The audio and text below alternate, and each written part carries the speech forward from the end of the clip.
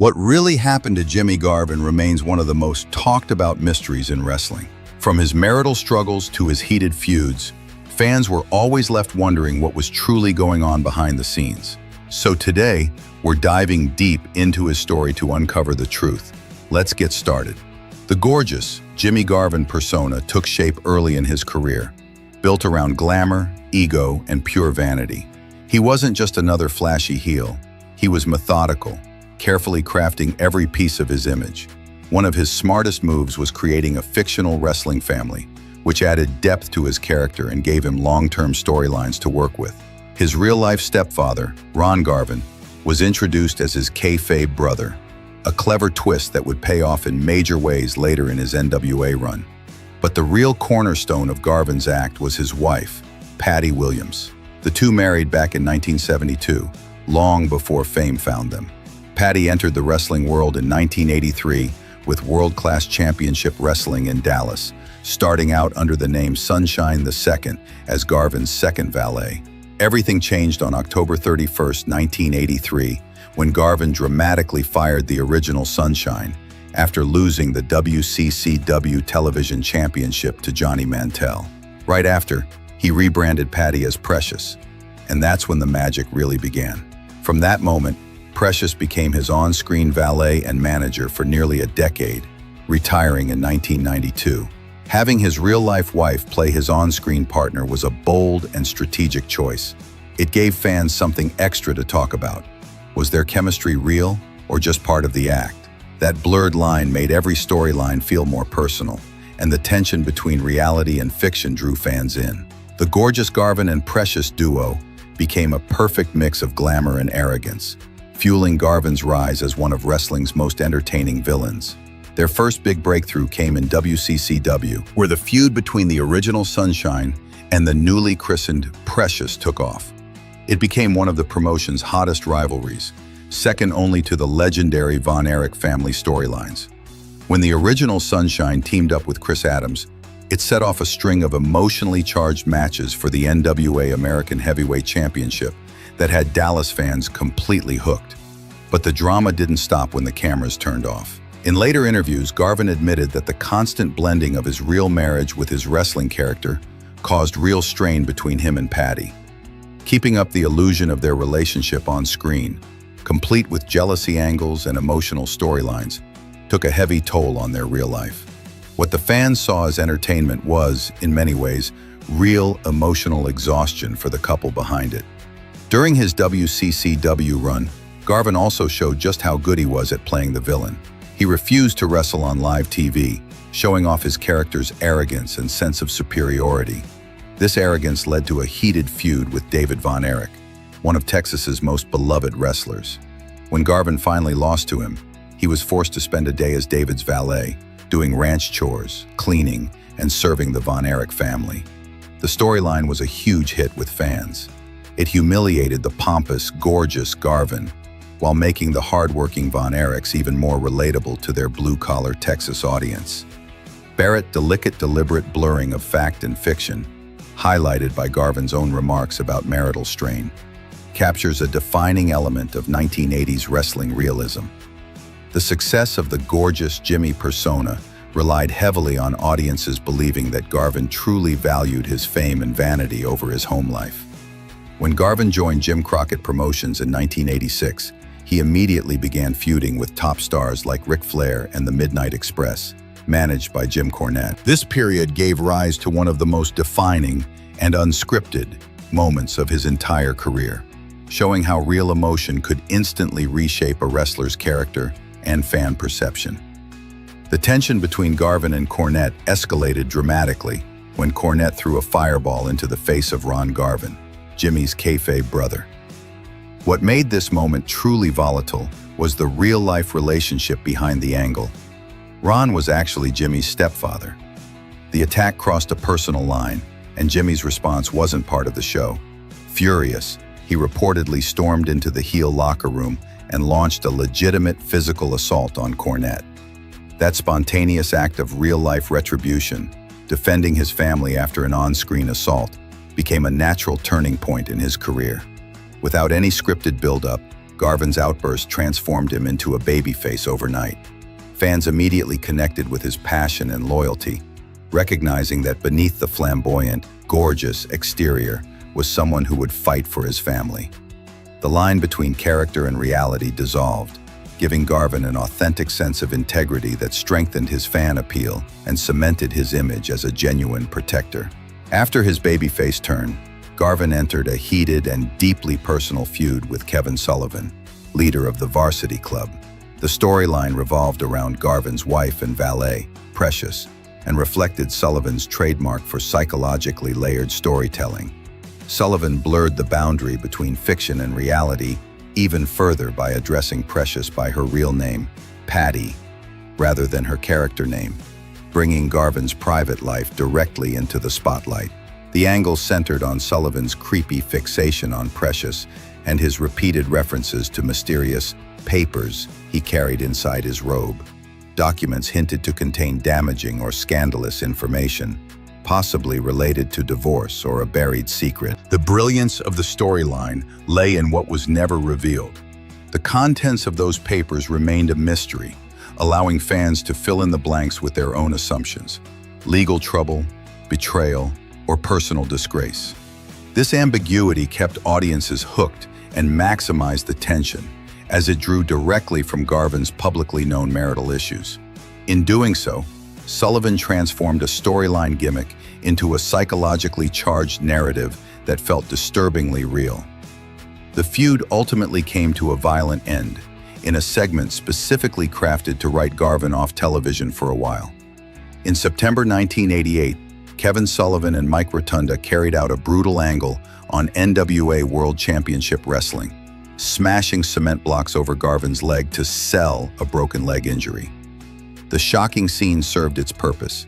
It gave Garvin a clean exit from the emotionally exhausting storyline and set the stage for his eventual return. When Garvin came back in June 1989, he did so with a new identity, Jimmy "Jam" Garvin, and joined forces with Michael Hayes as part of the fabulous Freebirds. The move from singles competition to a tag team environment highlighted his adaptability and willingness to evolve as a performer. Together, Garvin and Hayes captured the NWA World Tag Team Championship, competing under the famous Freebird rule, which allowed any combination of the trio, Hayes, Terry Gordy, or Garvin, to defend the titles. Despite the team's success, Garvin's time in the national spotlight was short-lived, reportedly cut short due to backstage politics within NWA. After a brief stint in the World Wrestling Federation in 1992, he wrapped up his in-ring career back in Dallas with the Global Wrestling Federation. Reuniting with Hayes and Gordy, Garvin helped reform the Freebirds and captured the GWF Tag Team titles alongside Gordy in 1994. His official retirement came later that year, coinciding with the closure of the GWF. In many ways, the timing felt deliberate, a clean, natural end that allowed him to walk away from the chaos and politics of the wrestling world on his own terms. The real story of what happened to Jimmy Garvin after wrestling lies in his complete transformation outside the ring. Following his 1994 retirement, Garvin, real name James Williams, embarked on an entirely new career path. He trained extensively to become an airline transport pilot and eventually secured a professional flying position with NetJets. This career shift represents a striking contrast to his former life. Garvin transitioned from the loud, unpredictable world of professional wrestling, where risk, performance, and ego ruled, to an environment defined by discipline, structure, and precision. The move highlights a side of Garvin that his flamboyant, gorgeous persona never revealed: intelligence, focus, and a deep sense of responsibility. His successful reinvention stands as a testament to his ability to adapt and thrive beyond the ring, proving that behind the character was a man capable of mastering entirely new heights. Beyond the ring, the remarkable stability of Jimmy Garvin's personal life stands as a powerful contrast to the chaos he often portrayed on screen. Despite the constant travel, backstage politics, and the emotional strain that wrestling placed on his marriage, James and Patty Williams, better known to fans as Precious, have remained together since 1972. Over 50 years of marriage in an industry where relationships rarely endure is an achievement in itself. The couple raised 2 daughters, proving that behind the glitz and drama, there was a foundation built on loyalty, faith, and resilience. In retirement, both James and Patty have devoted their time to philanthropy, dedicating their efforts to ministry work that helps the poor and homeless. Throughout his career, Jimmy Garvin demonstrated a rare willingness to blur the line between personal truth and professional storytelling. He incorporated his real-life relationships, his wife Patty, and his stepfather Ron Garvin, into some of wrestling's most emotionally charged storylines. This blending of reality and performance gave his work an intensity few others achieved. From the volatile Precious Sunshine feud to the unscripted outburst against Jim Cornette, Garvin's greatest moments came from that raw, emotional authenticity. In the end, Jimmy Garvin's legacy rests on that very balance, his ability to merge theatrical charisma with genuine emotion. It's what made his stories feel real and his character unforgettable. For that, and for his contributions as part of the fabulous Freebirds, he was inducted into the WWE Hall of Fame in 2016, a fitting tribute to a man who turned both his real life and his ring life into art. And that brings us to the end of today's video. Don't forget to hit like and subscribe so you never miss an update. Austin Idol, the universal heartthrob, the man who had everything wrestling needed to make a superstar. The look, the talk, the confidence, and the heat. And yet, he never became the household name he should have been. At 76 years old, Austin Idol is still one of wrestling's biggest what-ifs.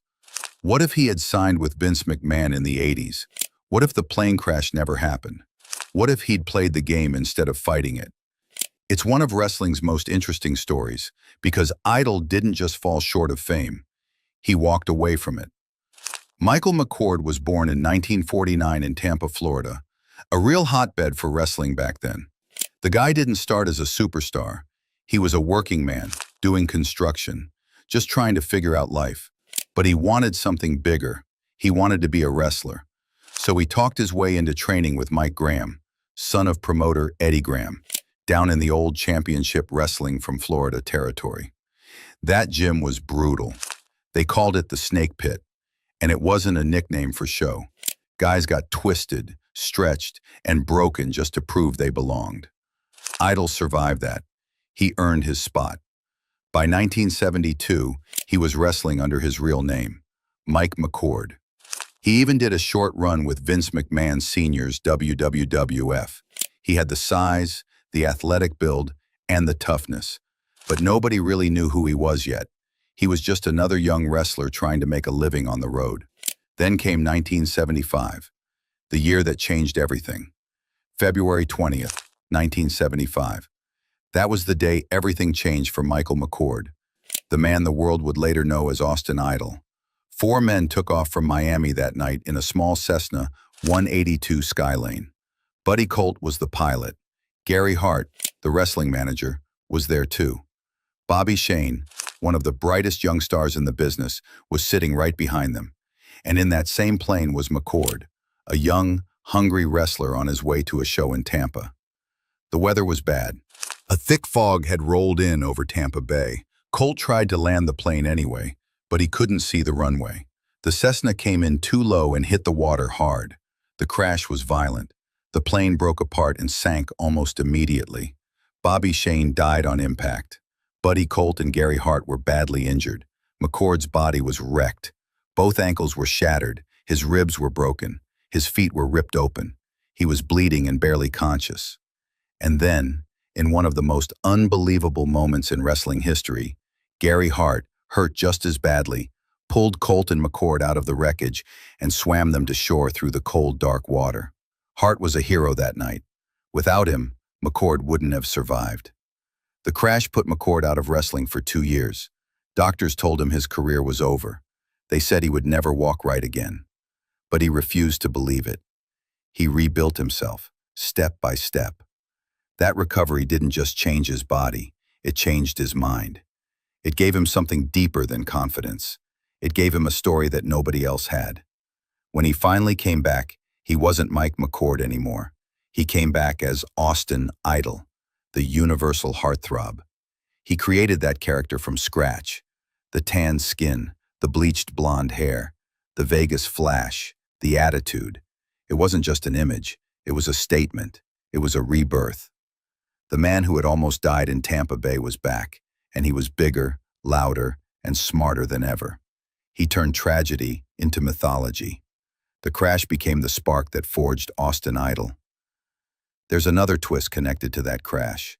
Before it happened, Bobby Shane had given Jerry Lawler his King of Wrestling crown and robe for a storyline. Shane died in the crash, and Lawler never returned the crown. That is how Jerry Lawler became the King. So in a strange way, that tragedy also gave birth to one of wrestling's most iconic characters. When Idol hit the Memphis territory, he took over. His feud with Jerry Lawler became the centerpiece of the Continental Wrestling Association. The two men drew massive crowds. They fought in every kind of match you can think of. Steel cages, hair versus hair, no disqualification. Every time, fans filled the Mid-South Coliseum to see it. The most famous was the hair versus hair steel cage match on April 27, 1987. The place was sold out. Fans were on fire. Idol worked the crowd like a master. When it ended, Lawler's head was shaved. The people were in shock, and Idol had done what he always did best. He made everyone talk about him. During that era, he held just about every major title in Memphis. The AWA Southern Heavyweight Championship 3 times. The CWA International Heavyweight Championship 4 times. The CWA World Heavyweight Championship once. He even won tag gold with Dutch Mantel. And he didn't stop there.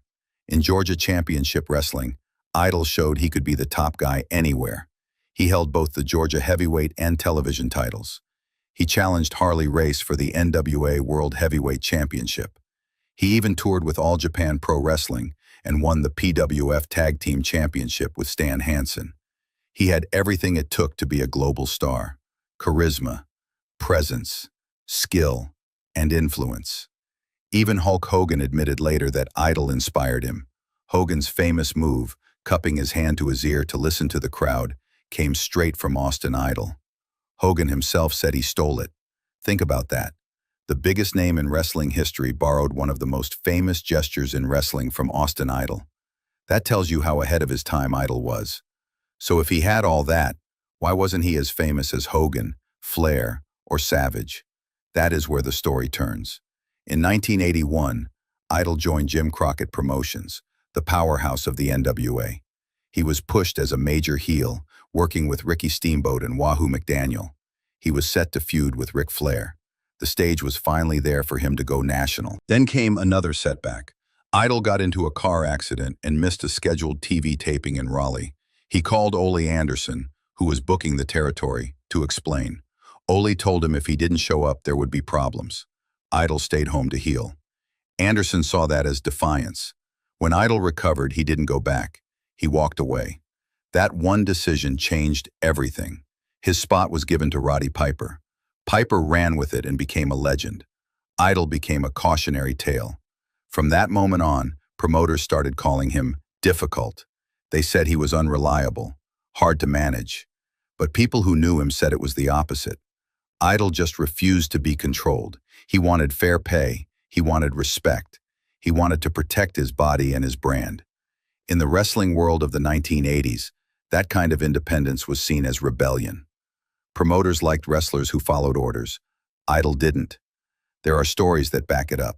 Once, he demanded that a promoter actually post the prize money for a $10,000 battle royal.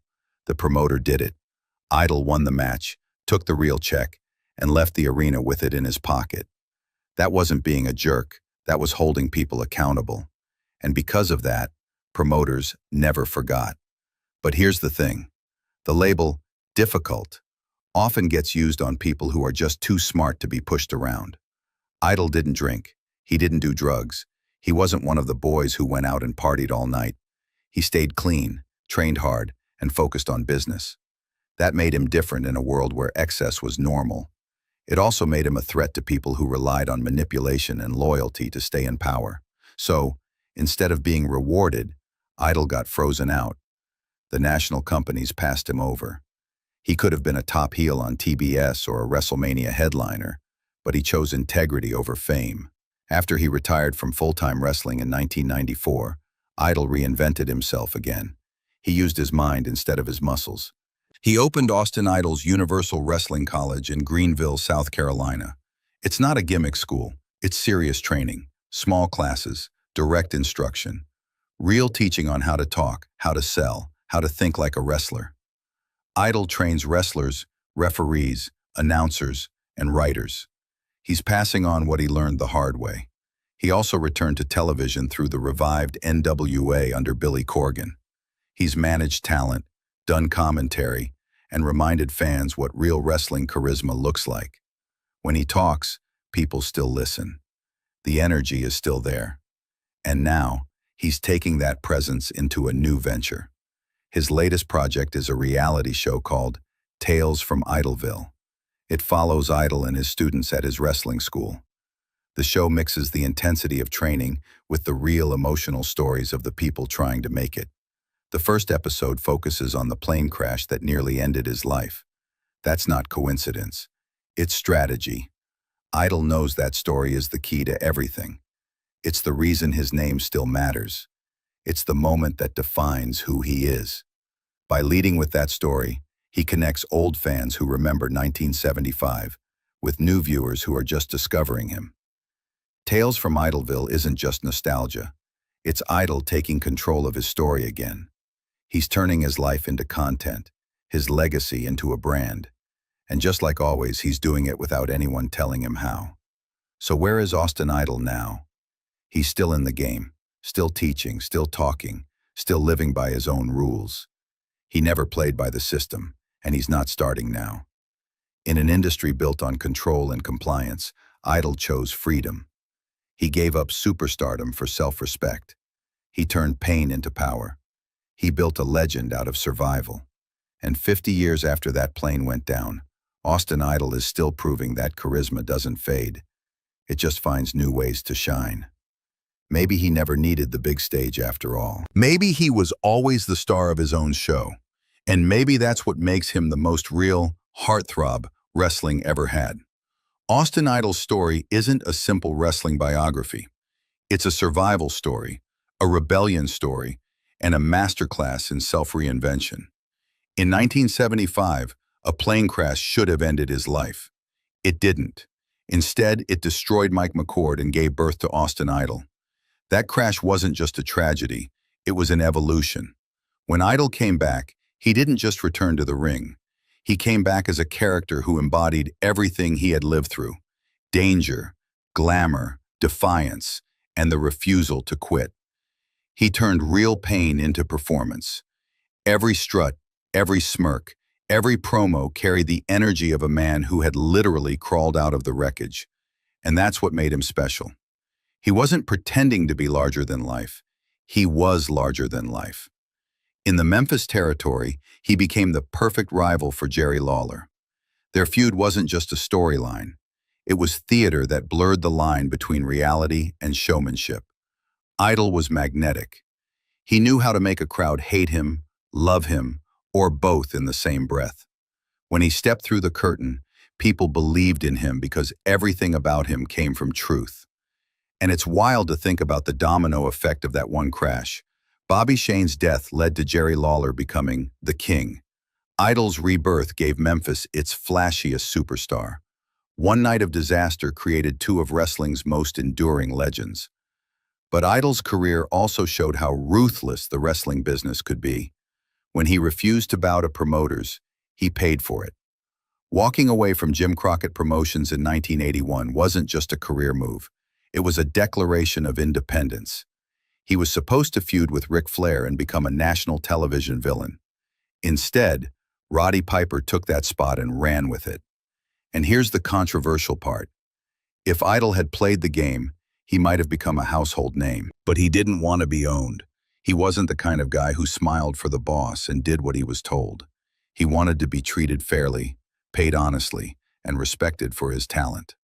In an industry built on manipulation, that kind of honesty made him a problem, so he became difficult. That's the word promoters used for anyone they couldn't control. But what they called difficult, he called self-respect. Austin Idol didn't fit the mold because he was never made to. He was clean, disciplined, and business-minded in a locker room full of chaos. While others destroyed themselves chasing fame, he quietly built a life, a brand, and a reputation that lasted. And even when the national spotlight faded, Idol kept finding new ways to reinvent himself. He became a teacher, a manager, a mentor. He turned his Universal Wrestling College into a place where people learned more than just moves. He was teaching how to command attention, how to own your voice, how to believe your own character. Even now, decades later, he's still doing it. His reality show, Tales from Idolville, isn't just nostalgia, it's strategy. It's Austin Idol taking control of his own story in the streaming era, mixing legacy with modern media. He's showing the next generation how to turn their lives into stories worth watching. That first episode about the plane crash isn't a coincidence. It's the foundation. Idol knows that the power of his story comes from what he survived. Every success, every reinvention, every comeback leads back to that cold February night in Tampa Bay. And here's the real takeaway. Austin Idol never needed to be the biggest star in the world. He just needed to be the most real. He didn't chase fame. He built a life around authenticity. He didn't bow to power. He walked away from it. And that's why, half a century later, people are still talking about him. In the end, Austin Idol represents something rare in professional wrestling. A man who refused to let the business break him. He played the game, but only on his own terms. He didn't just survive the system, he outsmarted it. He might not have had the billion-dollar career, but he had something far more valuable: control. The universal heartthrob is still alive, still talking, still teaching, and still proving that charisma doesn't fade, it just evolves. So when you think about wrestling legends, remember this. Not every icon comes from the biggest stage.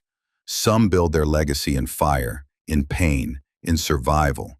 Austin Idol did all three. And maybe that's why his story still hits harder than most. If you've made it this far, here's what I want to know. Do you think Idol's independence cost him greatness, or did it define it? Let me know what you think in the comments below. And if you want more stories like this, deep dives into wrestling's untold legacies, make sure to like, subscribe, and hit the bell so you don't miss the next episode. Because this is where we keep the legends alive. Al Snow is now 62. How he lives is sad. Al Snow is now 62 years old, and honestly, it's heartbreaking to see what he's been through. He fought for years just to make a name in wrestling, giving everything he had to the business. But now he's facing a whole new kind of battle, living with painful injuries and medical struggles that most people couldn't even imagine. So without wasting any more time, let's dive into his story. Before fans ever chanted his name, he was just a young dreamer from Lima, Ohio, named Alan Sarvin.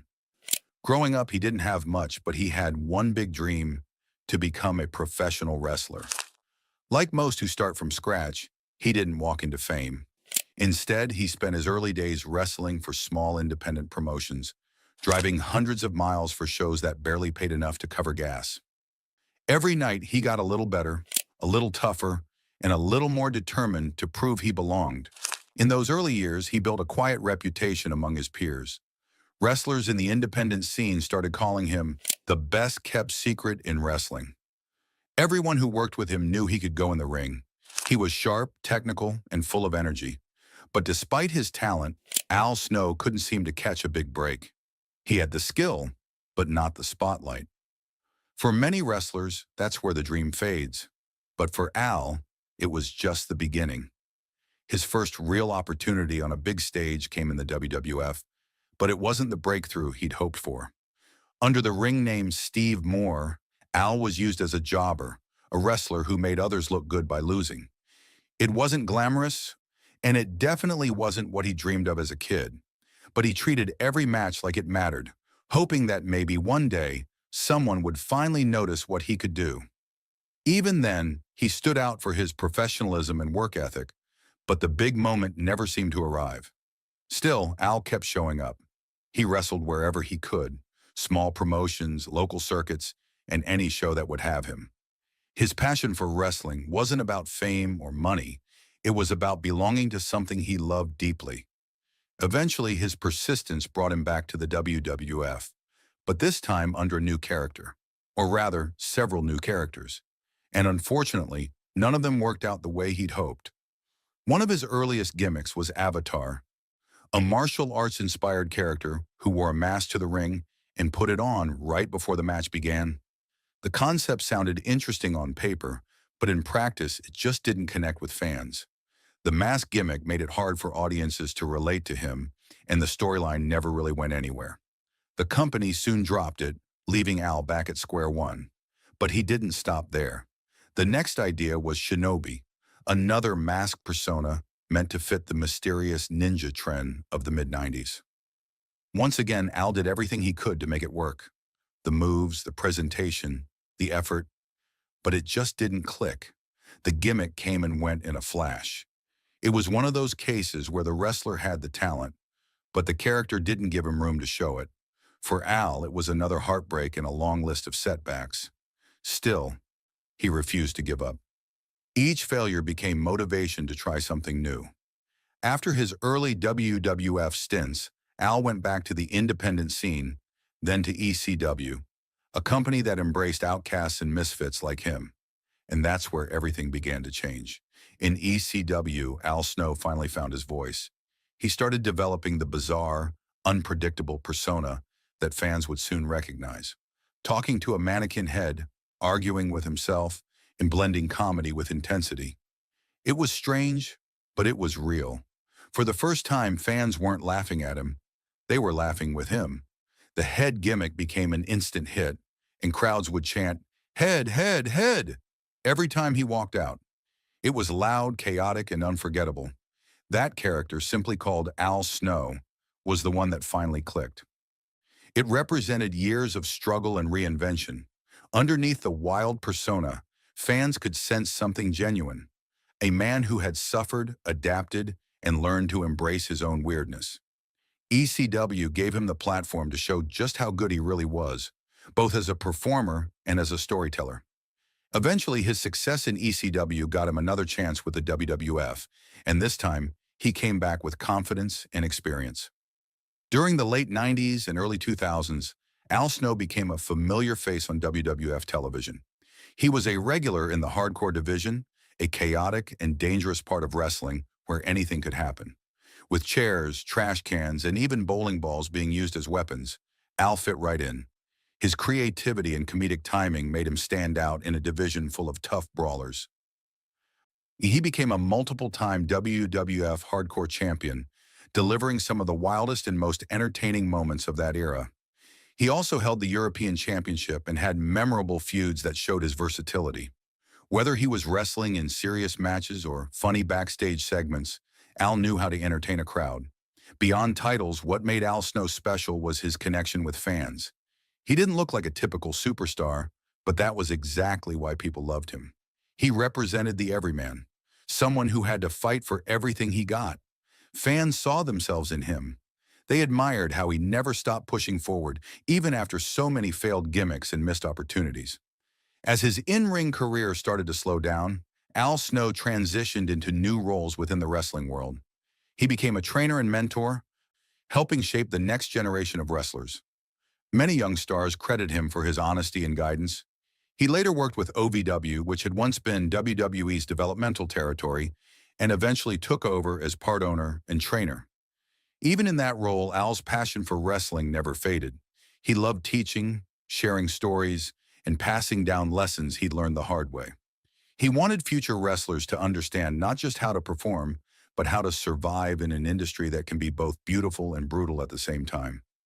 After decades of giving his body to professional wrestling, Al Snow's biggest opponent was no longer across the ring. It was his own body. Every fall, every chair shot, every bump he took came back to haunt him. Wrestling may have made his name, but it also left scars that never truly healed. The physical toll was enormous. Al's body had been through things most people couldn't even imagine. Over the years, he suffered countless injuries, some that never healed properly, and others that nearly ended his career. He fractured his neck not once, but twice. Each time he somehow pushed through and came back, determined not to let pain define him. But neck injuries of that kind are life-changing. They affect how you move, how you sleep, and how you live. For Al, it was just another reminder that wrestling wasn't just a sport, it was a sacrifice. And those weren't the only injuries. Al broke ribs, fingers, an elbow, and even his ankle. He dislocated his right shoulder, separated his left, and dislocated his hip. He cracked his tailbone, a painful injury that can make even sitting unbearable. And as if that wasn't enough, he broke his nose approximately 14 times throughout his career. 14. That number alone tells you how brutal his life in the ring really was. Each time, he taped himself up and kept going. The wrestling business isn't kind to pain. When you're hurt, you work through it. When you're tired, you keep moving. And when your body screams for rest, you still show up because the show must go on. That's how Al lived for decades, ignoring the warning signs, pushing past limits, and focusing on the fans who came to see him perform. But over time, the damage added up. His knees became one of his biggest problems. Years of hard landings, running ropes, and taking hits completely destroyed the cartilage in both knees. He described it as having bone-on-bone contact, meaning every step felt like two rough surfaces grinding together. The pain was constant. Walking became difficult, and simple daily tasks turned into challenges. For someone who spent most of his life moving, training, and performing, that kind of pain was unbearable. Al reached a point where he couldn't live like that anymore. After consulting with doctors, he made a bold and rare decision to undergo a double knee replacement. It's a surgery that's already difficult on one knee, but doing both at the same time is almost unheard of. Most people can't handle that kind of recovery, but Al chose to face it head-on, just like he had faced everything else in his life. The surgery was meant to relieve the years of pain he'd been living with. It was his only shot at regaining some sense of normal life, but it wasn't easy. The recovery was long, slow, and painful. He had to rebuild his strength from scratch, learning to walk again on two artificial knees. For a man who once leaped off ropes and slammed through tables, being forced to take careful, assisted steps was emotionally draining. But Al Snow never lost his spirit. Even in pain, he found ways to stay positive. He often spoke about how wrestling had taken a lot from him, but it had also given him purpose. To him, every scar told a story, a reminder of the battles he'd fought to entertain people. In interviews, he admitted that the business wasn't easy on anyone, but he didn't regret a single moment of it. What made his situation even more emotional was the contrast between his past and present. Fans remembered the energetic, funny, and fearless Al Snow from the Attitude Era. The guy who ran around with a mannequin head, making crowds laugh, but behind that laughter, there was pain that most people never saw. Every time he walked to the ring, he was carrying the weight of old injuries. Every time he smiled on camera, there was a hidden ache underneath it. The years after his active career became a different kind of fight. The injuries affected his daily life, sleeping, moving, even doing basic tasks. Chronic pain can wear down anyone's mental strength, but Al refused to give in. He focused on healing, training younger wrestlers, and staying involved with wrestling through Ohio Valley Wrestling. Teaching others gave him purpose. It reminded him that everything he went through wasn't for nothing. His pain became his experience, and his experience became wisdom for those who followed. Still, he's been open about the harsh realities of wrestling. He's admitted that the business can be both beautiful and cruel, that wrestlers often put their bodies on the line for moments of glory, only to live with the consequences long after the crowd stops cheering. The fame fades, but the pain doesn't. For Al, that truth hits hard every single day. It's not just the physical side either. Living with long-term injuries affects your mind. It can make you feel trapped inside a body that no longer works the way it used to. For someone who spent a lifetime being active, that can be incredibly frustrating. But even through that, Al still finds reasons to be grateful. He's proud of what he's done, proud of how far he's come, and proud that he's still here after everything. In recent years, he's used his story to remind others that success doesn't come without struggle. He tells young wrestlers to protect their bodies, to understand the risks, and to never take their health for granted. And with that, we've reached the end of today's video. Make sure to like and subscribe so you never miss any of our updates. The tragic life of Arakesh is a story that few really know the full truth about. Behind the fame and the spotlight, he was battling serious addiction and painful weight issues that slowly took over his life. These struggles made every day a fight, turning his journey into something far more heartbreaking than anyone could imagine. So, let's dive in and uncover what really happened to Arakesh. When Eric started training, he wasn't chasing fame or money.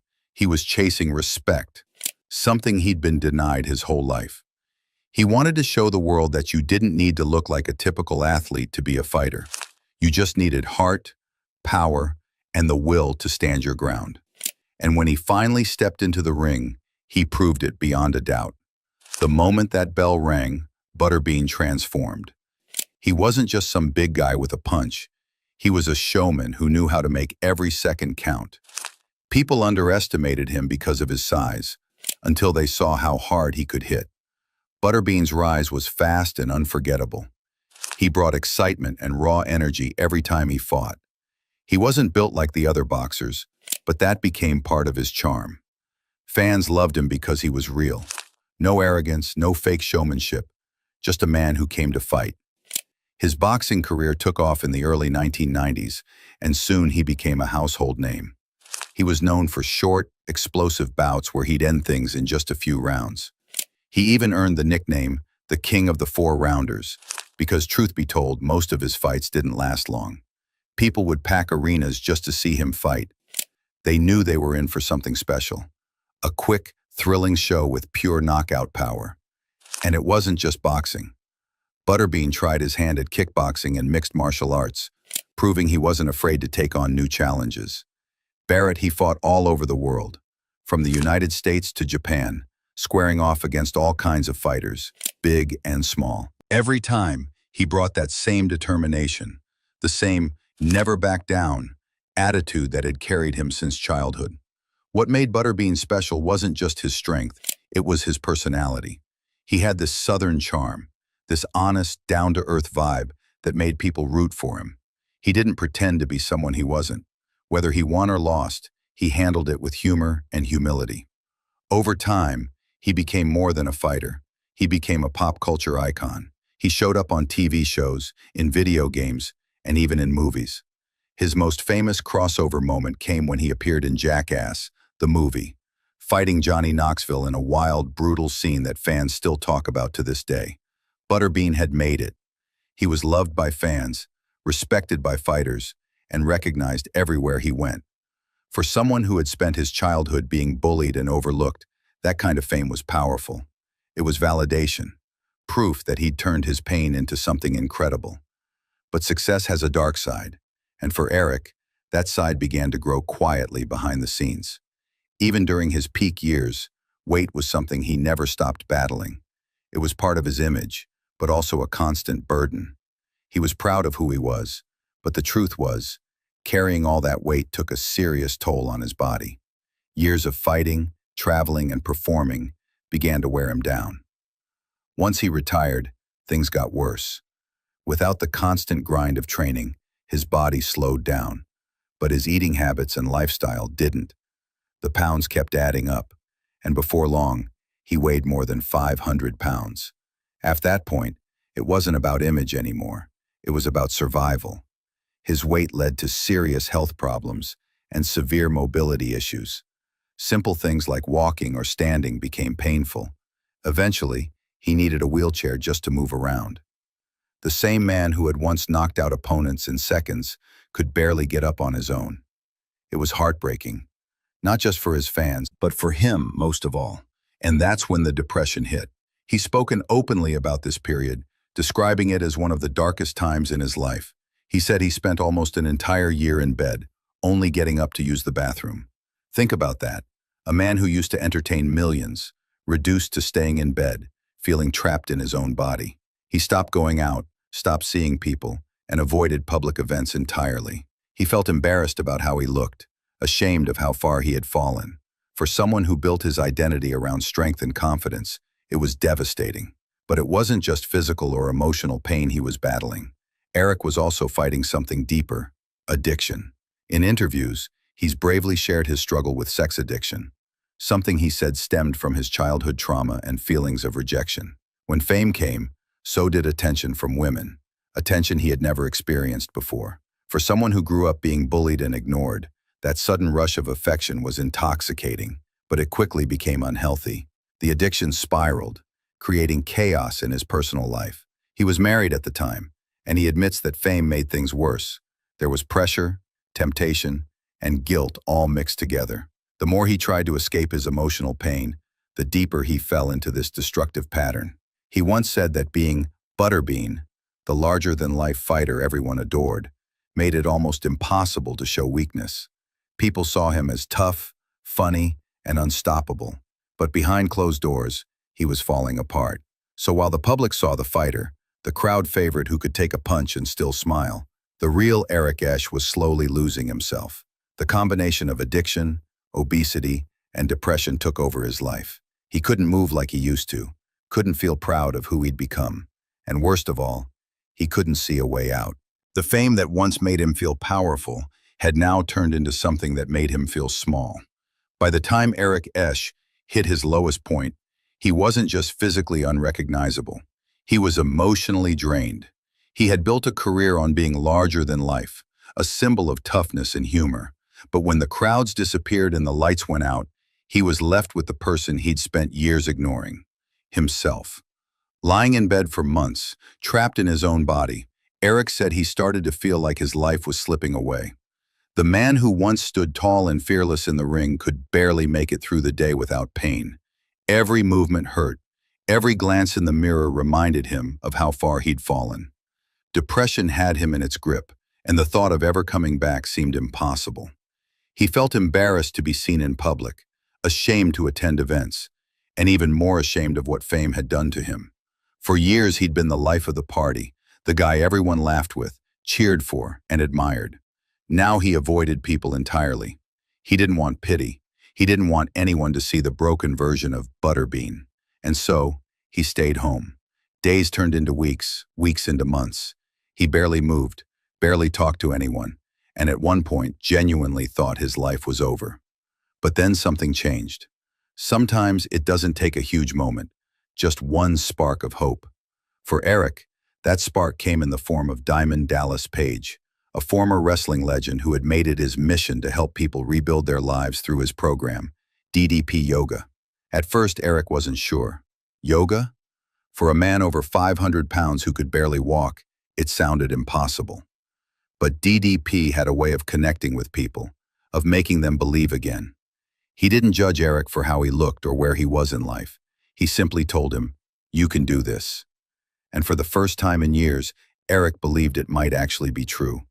So he started small. There were no miracle moments, no overnight transformations. It was slow, painful, and frustrating. Some days he wanted to quit. His body ached, his balance was off, and every movement reminded him of the damage years of neglect had done. But DDP kept pushing him, not as a coach, but as a friend. He told Eric to focus on progress, not perfection. Day by day, he started improving. His breathing got better. His mobility slowly returned. He began losing weight, not through extreme diets or quick fixes, but through discipline, patience, and belief. Most importantly, he started to regain something he thought he'd lost forever: his self-respect. The physical transformation was impressive, but the emotional one was even more powerful. For so long, Eric had lived with shame. Shame about his body, his addiction, and the way fame had taken over his life. But as he rebuilt himself, that shame began to fade. He started speaking openly about his struggles, not as a cry for sympathy, but as a way to help others who were dealing with their own battles. He admitted that the hardest fight of his life wasn't inside the boxing ring, it was inside his mind. Fame, addiction, depression, they all hit harder than any punch he ever took. And for years he'd been trying to fight them alone. But once he accepted help and began healing from the inside out, things began to change. Through DDP Yoga, Eric rediscovered a sense of community and purpose. He began attending events again, reconnecting with fans, and inspiring people who thought they were too far gone to change. People who once admired him for his knockouts now admired him for something far more powerful: his honesty and his courage to start over. He began sharing his story on podcasts and interviews, openly discussing topics that most celebrities shy away from: addiction, mental health, and the painful side of fame. He talked about how losing his mother so young had left emotional scars that he never properly faced, and how those unresolved feelings played a part in his later struggles. He didn't sugarcoat anything. He admitted his mistakes and took responsibility for the choices that had hurt him and the people around him. That kind of honesty is rare, especially from someone who once lived life in the public eye. But that's what made Eric's recovery so inspiring. It wasn't about pretending to be perfect. It was about accepting that he wasn't. Over time, he lost a significant amount of weight and regained control of his health. The man who once couldn't stand without pain was now moving freely again, smiling, and living life with a new sense of gratitude. And more than anything, he was happy to be himself again. Not Butterbean, not the fighter, not the celebrity, just Eric Esch. He often talks about how DDP Yoga didn't just save his body, it saved his spirit. It gave him a second chance at life, one where he could focus on helping others instead of punishing himself. Today, he spends time connecting with fans, encouraging people to take their health seriously, and spreading a message of hope. He's living proof that no matter how bad things get, it's never truly over until you decide it is. And that wraps up today's video. If you enjoyed it, don't forget to hit like, subscribe to the channel, and we'll catch you in the next one.